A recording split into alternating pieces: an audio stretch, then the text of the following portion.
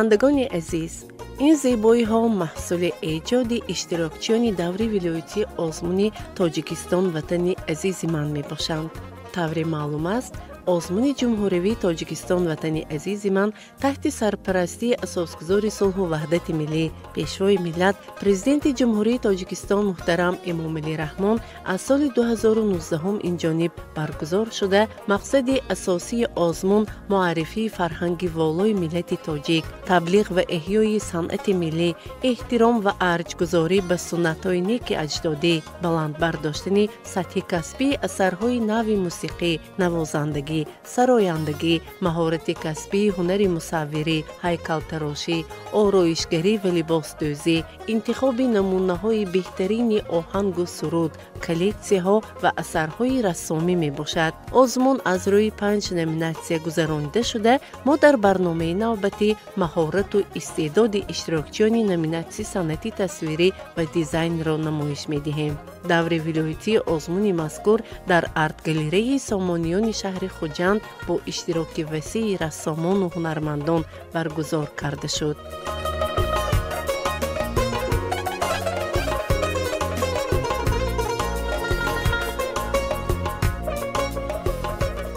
موافق نظامنامه آزمون در اجرای برنامه صنعتی تصویری، مهارت رسامی، انتخاب اثر، مضمون اثر آفریده شده، مصالح استفاده شده هنگام آفریدن اثر به اعتبار گرفته شده، اشتراکچی به هر دور یک اثر را پیشنهاد می نماید که آنها باید به موضوعهای گوناگون بخشیده شده باشند. به آزمون در نومیناسیون صنعتی تصویری اثرهای قبول کرده می شوند که در روی متاع خاص یا کاغذ آفریده شدند. برای آفریدن اثر از نوعهای زیرین مصالح به مانند چوب، متال، خاکه مخصوص، گیل، گواش، اکریل، رنگ‌های روغنی، اکوارل، پاستل، قلم‌های رنگ و سیاه باید استفاده کرده شوند.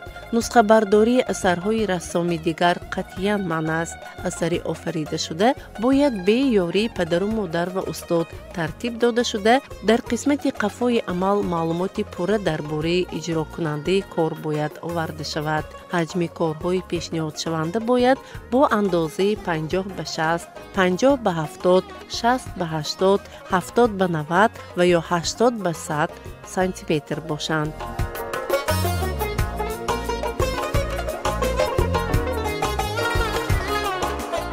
این رسم شاعر خلقی تاجیکستان فرزانه است که آن را با صنعت بلند رسامی اشتراکچی دوره ولایتی آزمون نگار محمودزاده تصویر کرده است.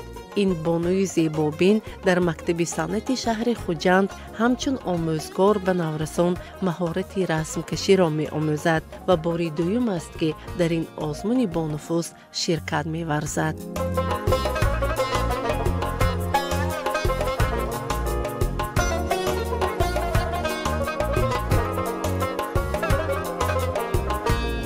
بار دوم می شود که من در این آزمون جمهوری تاجیکستان وطن عزیز من اشتراک دارم. از روزی که در دوره شهری راحت گرفتن به دوره ولایتی من تصمیم گرفتم با استثنا آماده ساخته این اثرم را در موضوع ترنم سیماهای برجسته ملت. نام اثر تحت عنوان نابغه فرزانه که شاعر به همتا هستند، نه تنها در تاجیکستان بلکه در دولت مشرق زمین، همزمان در اروپا و امریکا به همتا شهرت آنقدر بسیار تا همونجا رسیده رفته است. آن شخص را خواستم روی کاغذ اجازه‌ام را آورم.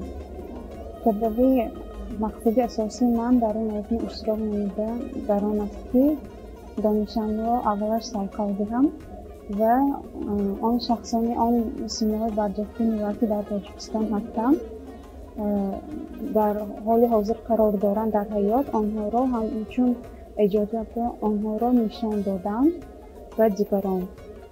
از سبب آنکه وقت مدت کم بود من در طول 2 هفته با اسکیس ها آماده ساختم و در اینجا دیده ایستاده شاعر فرزانه در اتاق کارش نشسته در آغاز کار اجازهشان هستند از روی نومیناسیون مصوری با تکنیک قلم کشی یعنی رسوم میگن به ترجمهش آن را با قلم سیاه تصویر نمیدن در فرمت 60x80 با چارچوبه مخصوص. تاجیکستان واقعاً سرزمین زیبا، مکان تماشا و کشور سیاحی است. منظره‌های زیبای کوه و کوه‌ها و موضع‌های دیگری تماشابابش هزاران سیاح را مفتون کرده است. این منظره زیبای اسکندرکل از نگاه رسام جوان صبرینه مومینова آفریده شده است. طبیعت زیبای دیار و آب‌های مصفا و منظره ناتکرار برایش الهام بخشیدند و باعث تولید چنین رسم زیبا شدند. صبرینه خود دانشجوی است و در فاکولته زبان و ادبیات روسی دانشگاه دولتی خوجند به نام اکادمیک باباجان غفورов تحصیل می‌کند. ولی مهرش نسبت به رسمکشی و انعکاس گوشه‌های زیبای وطنش زیاد است و پیوسته در ایجاد اثرهای نو به نو می‌باشد.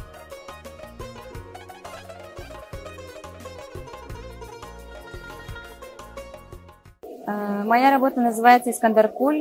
Я вдохновилась нашими горами и нашей природой Таджикистана.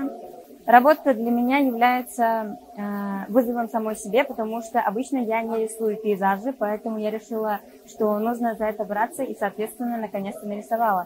И он у меня занял очень много времени. Я постаралась передать то, что вижу своими глазами, потому что для меня все равно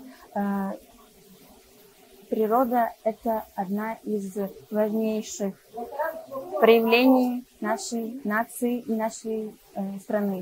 Вот. Первыми, чем славится все равно наша страна, это наши горы. صنعت بدیعی نهایت فراخ است و امروز هنرمندان ما در اساس نقش و نگار ملی نوآوری‌های زیاد را ایجاد می‌کنند. به این نقش و نگار نگرید. این نمونه فرش بنا است که با واسطه چوب‌های طبیعی آماده شده است. اجرا کننده این جوان با استعداد عبدالمنان جبارов بوده از مهارت بلند هنرمند درک می‌دهد. نمونه چنین فرش را در یکی از تالارهای نمایشی قلعه خوجند دیدن ممکن است که این جوان در همدستی با استادش اجرا نموده است و در آزمون عمل مستقلانه خود را پیشنهاد کرد. در این آزمون دو نمود نمونه‌های و فرشکه که با نقش ملی ساخته شده است پیشنهاد می‌نمایم. این چوب‌ها چنین دیده ایستاده که این چوب‌ها همش رنگ‌های این چوب‌ها ناتورالی بوده از دولت‌های خارجی آورده می‌شوند. و مثال در این کارهای ما چوب‌های امارانت، پالیساندر، مرباو از دولت‌های جنوبی امریکا، چوب‌های باشد ایراکو، ایزامبی، کوتو از دولت‌های آفریقا و چوب‌های کروشه، توپ، کلون از دولت‌های روسیه آورده نصب کرده می‌شود. در اول ما باید نقش رو در کامپیوتر تا جهت میلیمتر حساب کرده اون رو با دو قسم اساسی و دیتیلی و لوحدگی تقسیم کرده نصب کردیم. کلیک کردیم در کار. بعد از اون که اون مهلت تخمینا یک شبانه روز تایید می‌شود، خشک می‌شود، اون رو با مقرر نموده با استفاده تکنولوژی معاصر اون رو بوده جهت دستی اون رو نصب می‌کنیم.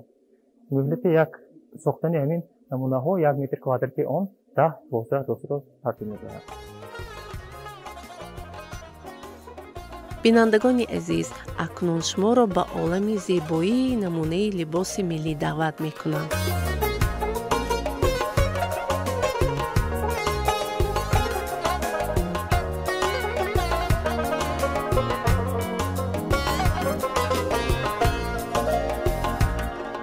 نمیناسی دیگری آزمون تاجیکستان وطن عزیز من این دیزاین است. موافق طلبات این نمیناسی اشتراکچیان در اجرای برنامه دیزاینری، کسبیت دیزاینری، دیدی نوآوری، ایجاد اثرهای مبرم را باید نمایش دهند. همچنین هر یک داوطلب به هر یک دور یک اثر پیشنهاد می‌نماید که آنها باید به موضوعهای گوناگون بخشیده شده باشند. اشتراکچی نمیناسی دیزاین می‌تواند اثرهای خود را در رویه‌های باتیک، گبلین، کاشنکاری، مد، ویتراژ، زیباسازی لباس، رکلام، دیزاین گرافیکی و غیره پیشنهاد نماید.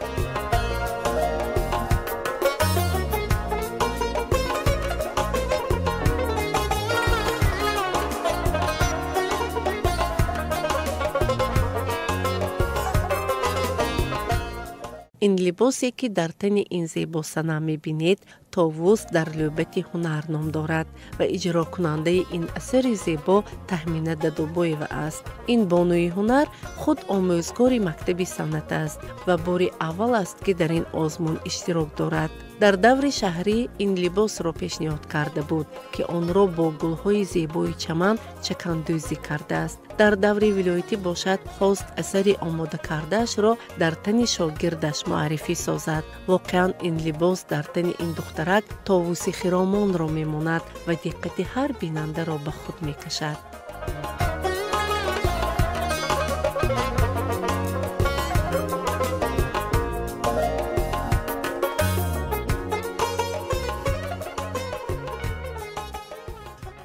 در دوره اول این لباس دوره حیاتی رنگیم نام داشت. اشتراک کرده جای سعی ما گفته بودم و این اثری من طاووس در لعبت هنر نام دارد و این کرته ایجاد کرده ای من لباسی متای اطلس، تور، لس، سنگ‌های قیمت بها هنری یورمدوزی را جا نشان دادم. در مدت 10 روز این را تیار کردیم. بار یکم است که من در این آزمون اشتراک کرده ایستادم. باوری دارم که موفق می‌گردم. یک شرط نومیناسی دیزاینری این ساختن امثله اثر در نمود اصل است.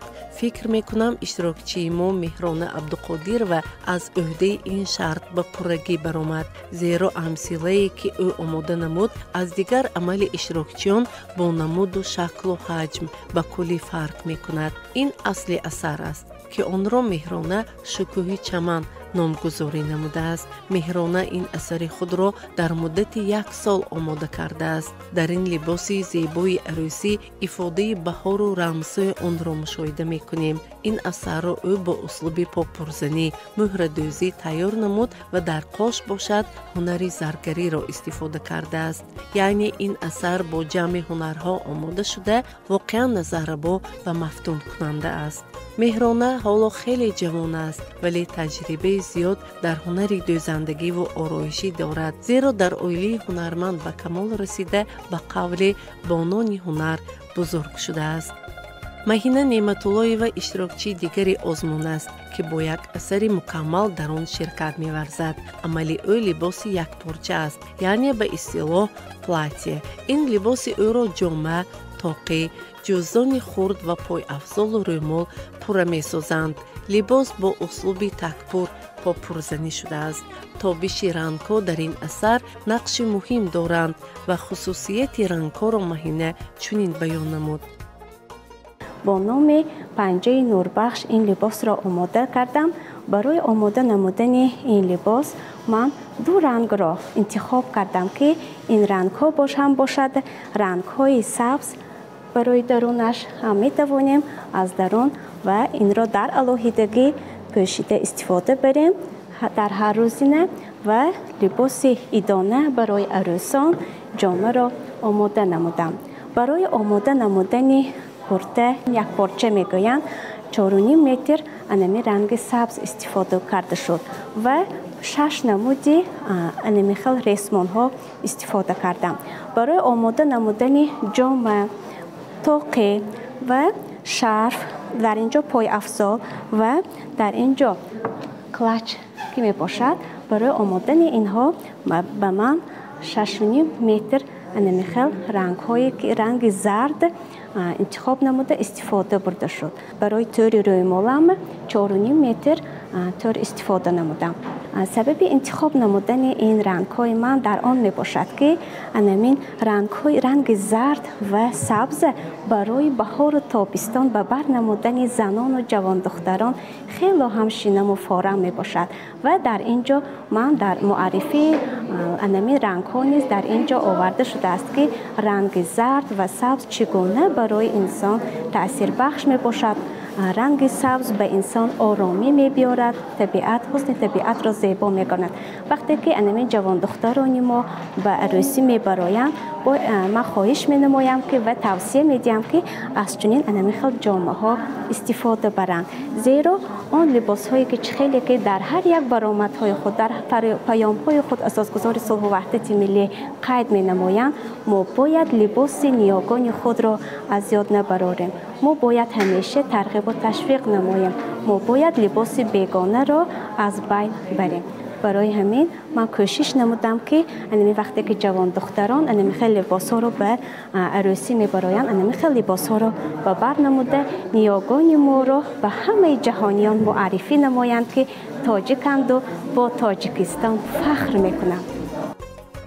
اشتراکچی دیگر سرویناز حلیم و باری دوم است که در این آزمون زیبایی شرکت می‌ورزد.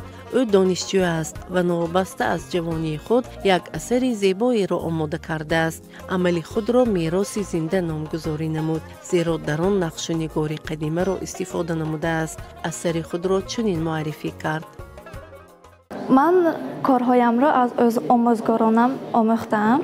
همش کارهای دستی با دستی دوزی یعنی بسمه دوزی کرده روی اطلس را با یورم دوزی آراده داشته است.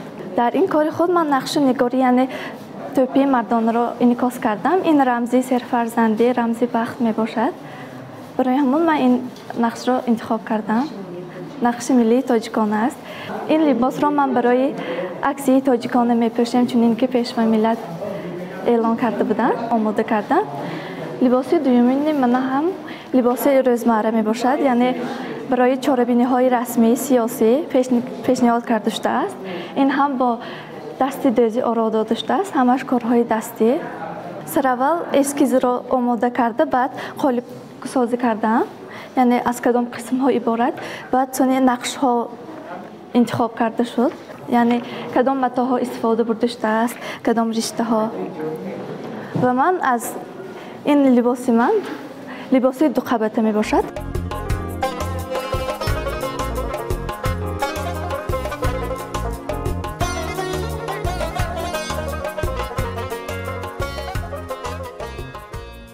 این لباس رو می توانیم از هر دو طرفش هم بر کنیم، یعنی من در این طرفش نقش بختگل را آوردم، یعنی این هم یک نقش قدیمی خودمان می باشد. برای همون من از بختگل الهام آورده و این استفاده کردم به این لباس. عزیزا آخون و نیز دانشجوی است و در فاکولته صنعت تصویری و دیزاین دانشگاه دولتی خوجند به نام اکادمیک بابا جان غفورов تحصیل می کند. آن دانش نظریوی و عملی که در دانشگاه از خود نمود برایش برای آفریدن این لباس زیبای تبدیل یابنده کمک کردند. لباس من نام دارد لباس تبدیل یابنده 3 در 1 می باشد که یعنی لباس من نمود ظاهری خود را دگرگون کرده می تواند. این لباس من از دامن عبارت می باشد که یعنی آن کمربند کرده شده است با واسطه کناپچه ها. بالایش باشد این مثل گریبان می باشد که یعنی یک نمودی لوازماتی دوزندگی می باشد که این هم با یاری کناپچه ها پیوست کرده شده است. وقتی که ما دامن را می کشیم و این گریبان را اگر ما کشیم، ما می توانیم قسم اساسی لباس که ما این را در حیاتی هر روزی خود یعنی معروضه استفاده کرده می توانیم و وقتی که اگر ما دامن را کمربند کنیم اگر ما می توانیم این لباس ها را در طی های معرکه ها و این لباس ها را می توانند عروسان به بر نمایند. همه کارهای اشتراکداران آزمون از نظری داوری اعضای حکمان با نظرسنجی همه جانبه گذشتند. با اندیشه حکمان سال از سال شکوه آزمون بلندتر و ضعف اشتراکچیان از حساب جوانان صاحب استعداد و نوآور می افزاید که هدف اساسی آزمون نیز همین است. ما باید در این آزمون هنرمندان، رسامان، هیکل‌تراشانی بهترین ما باید تربیت کرده براریم. این آزمون در حقیقت من آزمون رسامان من 3 سال است. 3 سال است که دوام کرده شده است. بین همین 3 سال بعد من فکر میکنم که بسیار پیشروی ها، بسیار ایجادهای نو ما پیدا کردیم از از جوانان این فقط جوانان دخل دارد که مکتب بچه‌های من جایی که مکتب‌های رسمی میخونن ما حتما اکسنت همونو بمیتیم که از بین باید ما یک ایجادیات نو ما پیدا کنیم که در حقیقت این جوانان ما ایجادکار و صنعتی خلق تاجیک را بلند می‌بردارند. آینده ما همین جوانان است. ما همین وقت کوشش می‌کنیم که تربیت کنیم و آینده ما را اینو دوام کنیم. 3 سال است من فکر می‌کنم که من هر 3 سال با اشتراک کرده شدم. من همین پیشروی دیده شدم. چهل یکم سال بود، چهل این سال گذشته بود، چهل من این سال است. من سال به سال ایجادکارای جوان بسیار شده استند. شوق و هوس و رغبت بچه‌های جوان زیاد شده است. هم دختر بچه‌ها هم پسر بچه‌ها. لباس ملی ما را با روش با طرز خودش پیشنهاد کرده است. این تکرار نکرده است. من نازکی و همه چیزی آزمون ما در همین است. ما همین هنرمندای من خیلی چطور ما دریافت کردم در که آینده همون لباس ملی خودمون رو با طرز زمانوی ما پیشکش جهانیان کنیم. بله، همه اثرهای در آسمان پیشنهاد گشته زیبا بودند و با صنعت بلند آفرندگی آماده شدند. هر یک اشتراکچی کوشش نموده است بهترین عملها را با جزئیاتش در اثر خود نشان دهد. ولی آسمان طلباتهای خود را دارد و از بین بهترین ها باز بهترین های دیگر را باید معین نمود. در این نامیناسیون دوره ولایتی آسمان تاجیکستان وطن عزیز من غالبان معین گشتند و به دور نهایی را خط گرفتند. خاطررسان می‌سازیم که در همه 5 نامیناسیون اثرهای پیشنهاد می‌گردند که در موضوع زیبایی طبیعت تاجیکستان، عشق و جوانی، وصف وطن و وطن دوستی، جشن‌های نوروز بین‌المللی، مهرگان، صدا، آب همچون منبع حیات، آبادی، احیای هنرهای مردمی و غیره تألیف شدند. به غالبان دوره ولایتی آسمان برای اشتراکشان به دوره جمهوریوی قرار می‌خواهیم.